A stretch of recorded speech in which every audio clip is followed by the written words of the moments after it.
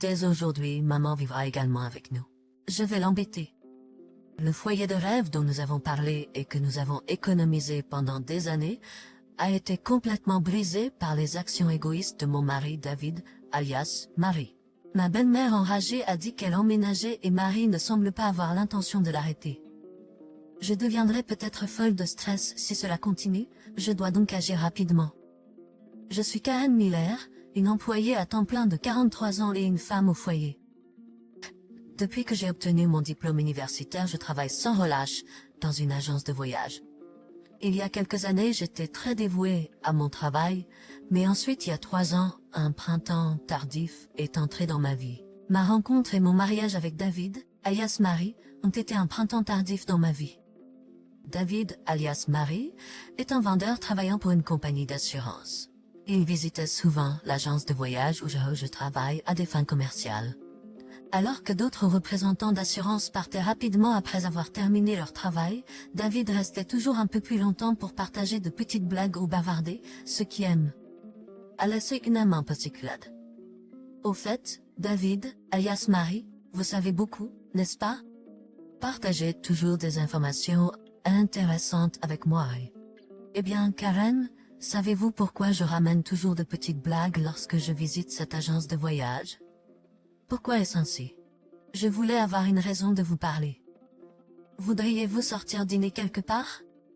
Au début, lorsque je rencontrais David et pendant notre période de rencontre, il semblait très masculin et plutôt intelligent. Je portais toujours une chemise blanche froissée et un costume élégant, j'avais un corps en bonne santé et je t'accompagnais toujours comme un vrai gentleman. Il m'a même emmené dans des restaurants chics où j'étais jamais allé auparavant. Je me souviens encore de la délicieuse cuisine française et de la proposition passionnée que j'ai reçue en la mangeant. Je vais te rendre heureux. Est-ce que tu m'épouseras? Si tu es d'accord, je serai ravie. Et c'est comme ça que nous sommes devenus mari et femme et que nous avons commencé à vivre ensemble. Lorsque nous nous sommes mariés, nous avons décidé de vivre ensemble. Mais avant de trouver une maison appropriée, nous avons commencé à vivre dans l'appartement où j'habitais. Marie vivait seule dans un appartement de société, mais il semble qu'il n'est pas possible que plus d'une personne y vive. De plus, le moment de notre mariage était malheureux, car il n'y avait pas beaucoup de bons appartements disponibles à ce moment-là. Il est peu probable de trouver un bon appartement à ce moment-là. Jusqu'à ce que nous trouvions un bon appartement, pourquoi ne pas vivre dans mon appartement? C'était un peu grand pour vivre seul, mais cela pourrait être juste correct pour 2 personnes. Un appartement de 2 chambres devrait suffire pour que nous puissions vivre confortablement. Donc, pour l'instant, vivons dans ton appartement et planifions de déménager dans notre propre maison à l'avenir, qu'en penses-tu? Environ 1 an après nos mariages, Marie et moi avons commencé par notre président. Nous avons besoin d'avoir une maison, mais c'était juste une conversation idéale et nous n'avons rien fait de concret. Pour avoir notre propre maison, nous devons visiter des constructeurs de maisons et des maisons témoins. Je me demande s'ils expliqueront également les prêts hypothécaires. Eh bien, je ne sais pas. J'ai des réunions la semaine prochaine et la semaine suivante. Selon toi, quand pouvons-nous nous rendre à la maison ouverte? Il paraît qu'il vaut mieux contracter un prêt immobilier le plus tôt possible car il sera difficile de le rembourser à l'avenir. Je souhaite en discuter plus tôt que tard. Il semble que je serai occupée pendant un moment. Cela peut être difficile. J'ai été mal à l'aise face au refus de Marie de s'attarder sur les détails de la maison et des finances. Ce qui m'a vraiment dérangé, c'est le comportement quotidien de Marie. Malgré notre décision de construire notre maison de rêve, elle continue de dépenser de l'argent comme si elle était toujours célibataire. Ce vendredi, je vais boire avec un collègue junior. Puis-je retirer $200 de notre compte joint? Encore? La semaine dernière, tu as dit que tu achèterais un cadeau de promotion pour ton junior et que tu avais retiré de l'argent, n'est-ce pas? Toi et moi sommes tous 2 des employés à temps plein et nous n'avons pas d'enfants. Alors nous devrions avoir un peu d'argent supplémentaire, non? Donc, ce n'est pas un problème. Non, ce n'est pas le propos. As-tu oublié que nous avons parlé d'acheter notre propre maison? Si tu continues de gaspiller de l'argent, nous ne pouvons pas économiser. Puis Marie s'est mise en colère et a frappé sur la table. Est-ce que tu dis que dépenser de l'argent pour mes collègues juniors est une perte? C'est pas seulement pour vos collègues juniors. Nous avons un objectif commun d'acheter notre propre maison, mais tu continues à dépenser sans économiser d'argent. Nous avons une hypothèque, donc c'est bon, non? Découragée par l'attitude peu coopérative de Marie, je voulais travailler dur pour notre avenir. Mis à part le contrat d'hypothèque, il y a aussi le remboursement, non? Ils disent qu'ils vérifient votre revenu annuel, alors je me demande si c'est correct. Nous travaillons tous les deux, et je travaille pour une grande compagnie d'assurance, alors ça devrait aller. Ce n'est pas aussi simple. Ils vérifient votre âge, vos dettes, vos cartes de crédit, vos prêts automobiles, et s'il y a des dettes. Est-ce que ça va, Marie? Qu'est-ce que c'est que ce bordel? Est-ce que tu dis que j'ai des dettes? Marie, soudainement en colère, même si je viens de demander gentiment. C'est toujours la même chose, la conversation ne progresse pas, pas du tout. Juste pour vérifier. Si tout va bien, alors c'est bon. J'ai eu une légère méfiance envers Marie, qui s'est mise en colère à propos du contrat d'hypothèque, en traitant les juniors, en achetant des cadeaux à quelqu'un, en se récompensant. Il n'y a pas de fin si je commence à compter et je ne peux pas l'accepter parce que tout vient de nos dépenses ménagères. Arf, j'ai entendu dire que lorsque les gens sont stressés, leur appétit et leur désir temporairement augmentent. J'ai décidé d'attendre et de voir jusqu'à ce que Marie se calme. Outre le problème d'acheter une maison, il y a un autre problème qui me tracasse. La mère de mes Shelby est une presse très ennuyeuse pour moi. Ma belle-mère vit seule environ 40 minutes en train de l'appartement où j'habite, et elle vient souvent à notre maison, peut-être parce qu'elle est libre. Oh, Karen, bienvenue à la maison. J'ai pris du thé. Oh, Shelby. Tu étais ici? Marie m'a offert cela en cadeau. Elle a dit que je pouvais venir à tout moment. Marie avait fait une copie de clé de ma chambre, sans ma permission, et l'avait donnée à sa mère. Le moment où j'ai vu la copie de clé dans la main de ma belle-mère, j'ai eu un mauvais pressentiment. Ce sentiment s'est avéré vrai. Quand je rentre du travail, l'arrangement des choses a changé, ou des ordures inconnues ont été jetées. Apparemment, ma belle-mère semble venir plus de 4 fois par semaine. Karen, tu as encore fait de siennes. Ton travail est-il si occupé que tu n'as pas le temps de ranger? Ce n'est pas une entreprise noire, mais grâce à toi, je suis assez occupée. Mais je décide des jours et des endroits pour nettoyer, et j'ai aussi un robot de nettoyage. Cependant, ma belle-mère désigne un endroit avec son doigt en me dévisageant. En regardant dans la direction où elle regarde, j'ai vu une pile de boîtes à collation. Cela doit être celui que Marie a mangé à la place du petit déjeuner quand elle est allée travailler dans l'après-midi car il n'était pas là quand je l'ai nettoyé avant de partir au travail. Cependant, ma belle-mère, qui ne peut pas savoir cela, semble penser que c'est la boîte de collation vide que j'ai dispersée et mangée. Je n'arrive pas à croire que tu as laissé les ordures des collations comme ça.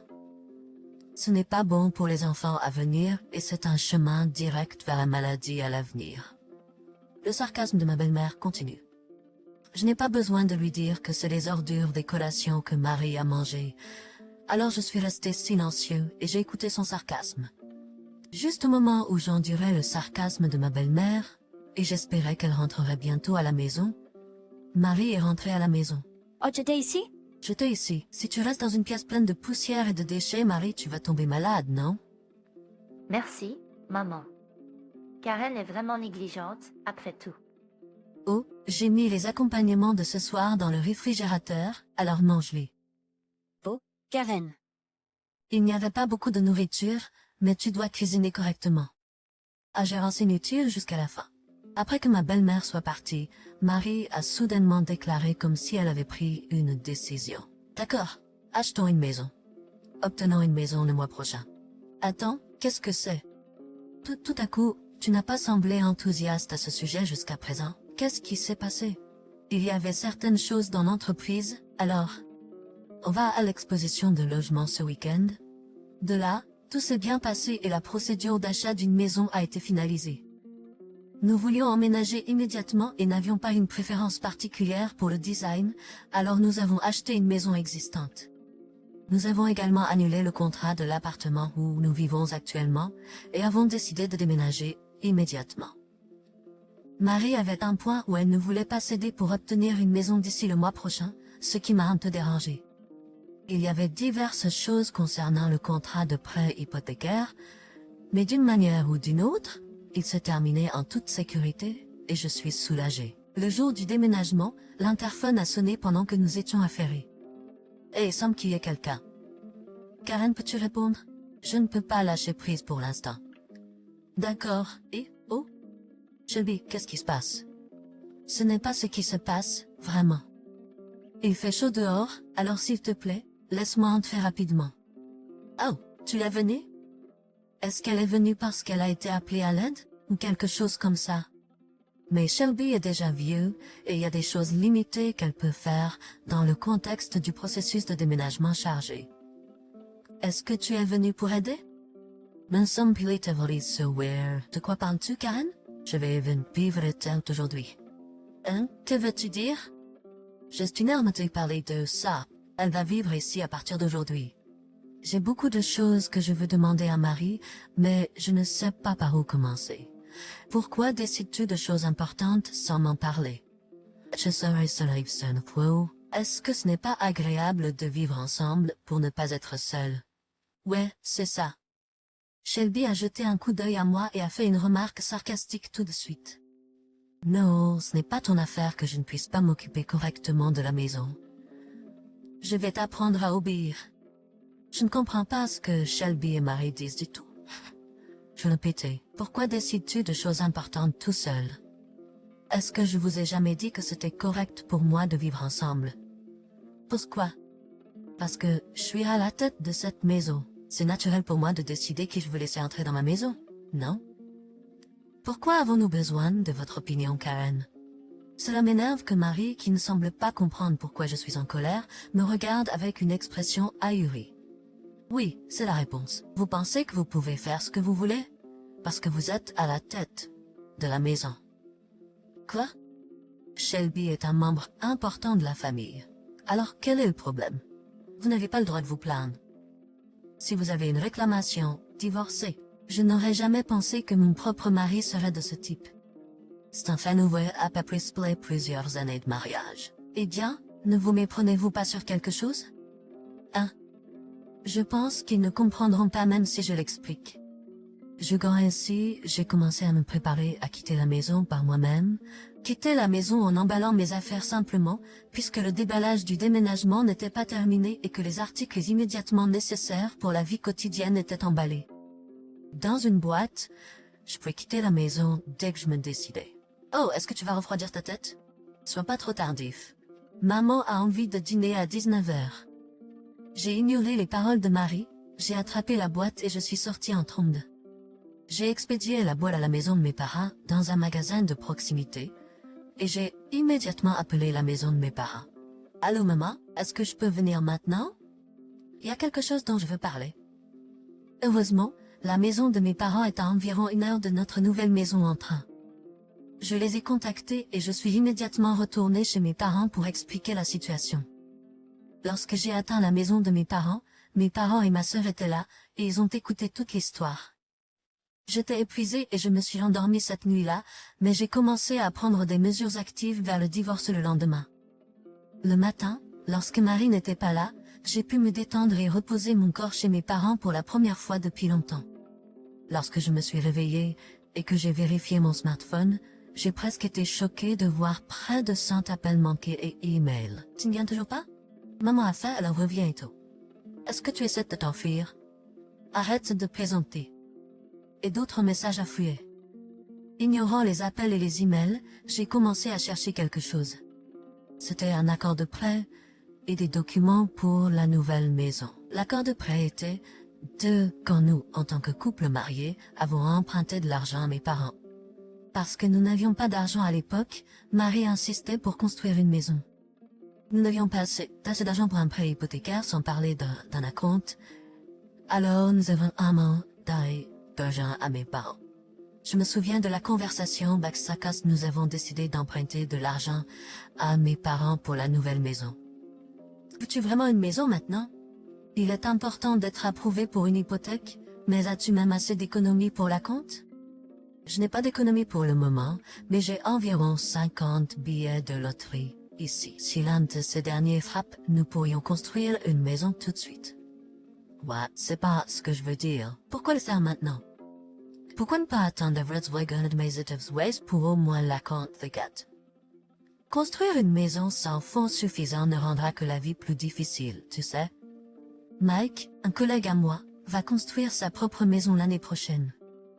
Le gars a moins de clients que moi et pourtant il agit comme s'il était au-dessus de tout.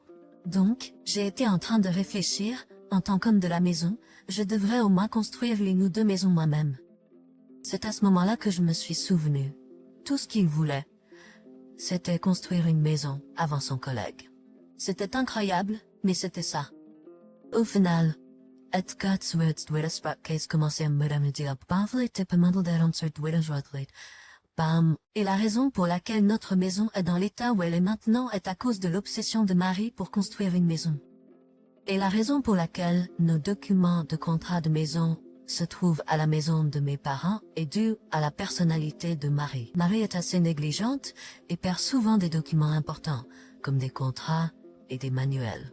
Malgré avoir perdu plusieurs fois des documents importants voire rencontré des problèmes, nous avons réalisé qu'il fallait prendre des mesures pour empêcher que cela ne se reproduise. J'en avais assez moi-même, alors je ai suggéré à Marie que nous stockions les documents de contrat de notre maison chez mes parents, et elle a accepté, c'est donc là qu'ils sont conservés. Chaque fois que je regarde les documents de contrat de notre maison, ils sont bien à mon main. Lorsque nous avons établi le contrat réel pour la maison, Marie ne pouvait pas venir car elle avait un travail important, et il s'est avéré qu'elle ne pouvait pas établir le contrat à son nom. Il s'est avéré que il y avait problème avec son historique de crédit, donc le contrat a dû être établi à mon nom. À l'époque, je pensais que cela n'avait pas d'importance, dont c'était le nom, donc je ne lui ai rien dit, mais maintenant je me demande à propos de l'historique de crédit.